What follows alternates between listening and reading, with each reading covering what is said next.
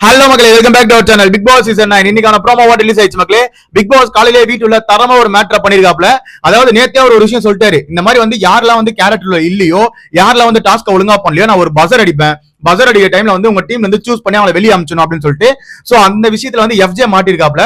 So அதனால வீட்டுல ஒரு பெரிய சண்டை நடக்குது. அது மட்டும் இல்ல, நேத்து நைட் உட்காந்து அவ்வளவு பிளான் போட்டானுங்க. ஓகேவா, இந்த நெக்லஸ் திருடணும்னு சொல்லிட்டு இந்த மாடர்ன் சினிமாஸ் இருக்குல்ல, விஜய் பார்வதி, சாண்ட்ரா, நம்ம கானா வினோத், கமுருதின், எஃப்ஜே இவங்க டீம் எல்லாம் உட்காந்து நல்லா பிளான் போட்டானுங்க. பட் ஆனா என்ன ஒண்ணு எக்ஸிக்யூட் தான் பண்ணல. நேத்து நைட் அவ்வளவு நேரம் போச்சு. நான் கூட வந்து பண்ணிடுவானுங்க 2:30 மணி வரைக்கும் மக்களே. 2:30 மணி வரைக்கும் வந்து லைவ் பாக்குறேன். எல்லாம் வந்து பிளான போட்டுட்டே இருக்கானே தவிர யாரும் எக்ஸிக்யூட் பண்ணல. சரி எல்லாம் போய் தூங்குற மாதிரி ஆக்ட் பண்ணுறான்னு சொன்னா எல்லாம் உண்மையிலே தூங்கிட்டானுங்க. சாண்ட்ரா போயிட்டு எழுப்புறாங்க, இந்த மாதிரி கனி அவங்க பாத்ரூம் போறாங்க, இந்த டைம்ல காலியா இருக்கு, வாங்கடா போய் எழுதுக்கலாம்னு சொல்லிட்டு எழுப்புறாங்க. யாருமே எழுந்துக்க மாட்டேங்கிறானுங்க. அதாவது நம்ம விஜய் பார்வதி எழுந்துக்கல, கானா வினோத் எழுந்துக்கல, நம்ம எஃப்ஜே எழுப்புறாங்க. எஃப்ஜே எழுந்து சபரி ஒண்ணு கூப்பிடுறான், போய் பேசு அப்படின்னு. சபரி கிட்ட போயிட்டு வந்து சரி நான் இப்ப என்ன பண்றேன் பாரு சபரி அப்படின்னு சொல்லிட்டு உள்ள போயிட்டு ஏதோ பண்ண போறான்னு நினைச்சா உள்ள போயிட்டு அந்த மைக்க கேட்டு வச்சு மறுபடியும் பார்த்து தூங்குறான். சோ அந்த மாதிரி ஒரு நடந்ததா. இந்த மாதிரி நேத்து நைட்டு ஃபுல்லா இவங்க எதுவுமே பண்ணவே இல்லை. அதனாலதான் காண்டான பிக் பாஸ் என்ன பண்றாருன்னா காலைல பசர் அடிச்சிட்டாரு. நீங்க எல்லாம் நல்லா தூங்குவாடா, சரிங்க பசர் அடிச்சாலும் ஒருத்தனை தூக்கம் அதான் வந்து பயம் வரும் அப்படின்னு சொல்லிட்டு காலையில பிக் பாஸ் தரமா ஒரு மேட்டர் பண்ணாப்ல. பசர் அடிக்கும் போது எல்லாரும் வந்து எஃப்ஜே தான் சொல்லியிருக்காங்க போல. ஏன்னா எஃப்ஜே 3 நாள் நைட்டு ஃபுல்லா தூங்கிட்டே இருந்திருக்காங்க போல. அதுதான் மெயின் மேட்டரா வந்து வெடிக்குது. 3 நாள் நைட்டு ஃபுல்லா வந்து எஃப்ஜே தூங்குறதுனால இங்க வந்து நம்ம இங்க மாடர்ன் சினிமாஸ் இருக்காங்களா, அவங்க டீம்ல இருந்து வந்து எஃப்ஜே வெளியே தூக்கிட்டு இருக்காங்க. அதனால காண்டான எஃப்ஜே என்ன பண்ணிட்டானா, நான் மட்டுமா 3 நாளா தூங்கிட்டு இருந்தேன், நீங்களா என்னடா பண்ணீங்க, சரி நான் 3 நாளா தூங்கிட்டு இருந்தேன்னு சொல்றீங்களே, நீங்க என்னடா பண்ணி கிழிச்சிங்க அப்படின்ற மாதிரி எஃப்ஜே கேட்டவுடனே என்னடா நீ என்னடா கிழிச்ச அப்படின்னு சொல்லிட்டு கம்பூதி நாங்க வந்து எகிரின்னு போறாப்ல. ஓகேவா, அந்த டைம்ல வந்து நம்ம எஃப்ஜே ஒரு வார்த்தையை விட்டுறாப்ல, வெளியே போயிட்டு இல்ல கேம் விட்டு அமிச்சிட்டீங்களே, உன்ன மாதிரி நான் ஒன்னும் உட்காந்து அவளுக்கு வந்து சப்போர்ட் பண்ணிட்டு இல்ல அப்படின்ற மாதிரி விஜய் பார்வதி சொல்லிட்டாப்ல. இதனாலதான் விஜய் பார்வதி உள்ள வராங்க. விஜய் பார்வதி உண்மையிலே காண்டாயிட்டாங்க. அதாவது கமருதீனை வச்சு விஜய் பார்வதி வச்சு ஒரு மாதிரி பேசிட்டாப்லையா. சோ அதனால வந்து விஜய் பார்வதிக்கு பொங்கி எழுந்துட்டாங்க. விஜய் பார்வதி கத்துன்னு கத்திட்டாங்க, நீ யாரா என்ன கேட்கறதுக்கு, நீ யாரா அப்படின்னு சொல்லிட்டு அவங்க அந்த சண்டை போயிட்டே இருக்கு மக்களே. பிக் பாஸ் கிட்ட இருந்து குரல் வருது. ஓகேவா, இப்ப என்ன பண்ணோம், சண்டையை ஸ்டாப் பண்ணிட்டு பிக் பாஸ் தானே கேட்கணும். பிக் பாஸுக்கு மரியாதையே இல்லை இந்த வீட்டுல. இப்பயும் சொல்றேன், பிக் பாஸுக்கு மரியாதை கொடுக்க மாட்டாங்க இவங்க. உண்மையா வந்து நம்ம சபரி கத்துறாப்புல, பிக் பாஸ் பேசுறாரு சைலண்டா இருங்கன்னு சொல்றாப்புல, யாருமே கேட்கல. பிக் பாஸ் பேச்சுக்கு சுத்தமா மதிப்பு இல்ல.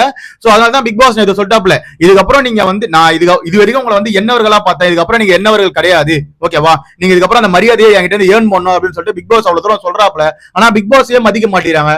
இது எங்க போய் முடிய போகுதுன்னு தெரியல. அந்த டைம்ல விஜய் பார்வதி நிறைய விஷயங்கள் சொன்னாங்க. விஜய் பார்வதி ஒரு லெவலுக்கு மேல போயிட்டாங்க, செம்ம காண்டாயிட்டாங்க. ஓகேவா, விஜய் பார்வதி என்னெல்லாம் சொன்னாங்கன்னா, என்ன எதுக்கு இழுக்கிற எல்லாத்துலயுமே, உனக்கு என்ன பத்தி பேசுறதுக்கு எந்த ஒரு ரைட்ஸுமே கிடையாது, நீ எதுக்கிட்ட என்ன பத்தி பேசுற அப்படின்ற மாதிரி விஜய் பார்வதி எகிரி நெகுறாங்க. இந்த எஃப்ஜே என்ன பண்றான்னா, ஒக்கார் ஒக்கார் ஒக்கார் அப்படின்ற மாதிரி அவன் வந்து ஒரு சைகை காமிக்கிறான். எஃப்ஜே வார்த்தையே அதிகமா விடவே இல்லை. எஃப்ஜே வந்து சும்மா ஒக்கார் அப்படின்ற மாதிரி, நீ ஒரு ஆளே கிடையாது உட்கார் அப்படின்ற மாதிரி அவன் ரொம்ப நேரமா சொல்லிட்டே இருக்கான். அதாவது ஒரு 3-4 வாட்டி அந்த மாதிரி சைகை காமிச்சான். அதனால விஜய் பார்வதி கத்துன்னு கத்துறாங்க. ஓகேவா, நீ எதுக்கிட்ட என்ன பத்தி பேசுற, நீ யாரா முதல்ல, நீ யூ ஆர் ஜஸ்ட் ஏ கண்டஸ்டன்ட்ரா அப்படின்ற மாதிரி விஜய் பார்வதி அங்க பிடிச்சி ஏறத பார்க்க முடிஞ்சது. நான் என்ன பண்ணணும் எனக்கு தெரியும், நீ எனக்கு சொல்லி தராத. ஓகேவா அப்படின்ற மாதிரி விஜய் பார்வதி அங்க வந்து அந்த கான்வர்சேஷன் முடியுது ப்ரோமோல பார்க்கும்போது. சோ இது இன்னும் லைவ்ல வரல, லைவ்ல வந்து நான் அப்டேட் பண்றேன். பட் ஆனா இந்த பிரச்சனைக்கு முழுக்க காரணம் என்னன்னு பாத்தீங்கன்னா, நம்ம மாடர்ன் சினிமா டீம் வந்து ஒரு பிளான போட்டாங்க நேத்து நைட். இப்ப கூட காலையில உட்காந்து பிளான் தான் போட்டுட்டு இருக்காங்களே தவிர வேற ஒன்னும் எக்ஸிக்யூட் பண்ண மாதிரியே தெரியல. அதாவது ரெட்ரோ சினிமா எவ்வளவோ பரவாயில்ல அப்படின்ற மாதிரி எனக்கு தோணுது மக்களே. ரெட்ரோ சினிமால நம்ம திவ்யா கணேஷும் நம்ம விக்கல் விக்ரம் இவரெல்லாம் வந்து முழிச்சிட்டே இருக்காங்க.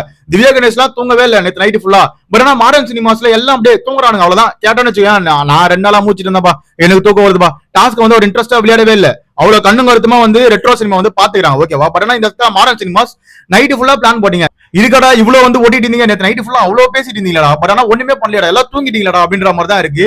கம்பூதின் எழுப்புனா கம்பூதின் எழுந்துக்க மாட்டேன், சாண்ட்ரா மாதிரி தான் முடிச்சிட்டு இருந்தாங்க. உண்மையிலே சாண்ட்ராக்கு வந்து இங்க ஒரு பெரிய அப்ரிசியேஷனே பண்ணலாம். சாண்ட்ரா மட்டும் தான் முடிச்சிட்டு இருந்தாங்க. சாண்ட்ரா போயிட்டு எல்லாரும் எழுப்புறாங்க, டே உங்களை சும்மா தான் தூங்குற மாதிரி நடிக்க சொன்னா, ஏன்டா உண்மையிலே தூங்கிட்டீங்க அப்படின்ற மாதிரி சாண்ட்ரா அங்க புலமாட்ட பார்க்க முடிஞ்சது. சோ இதுதான் நேற்று நைட்டு ஃபுல்லா நடந்துட்டு இருந்தது.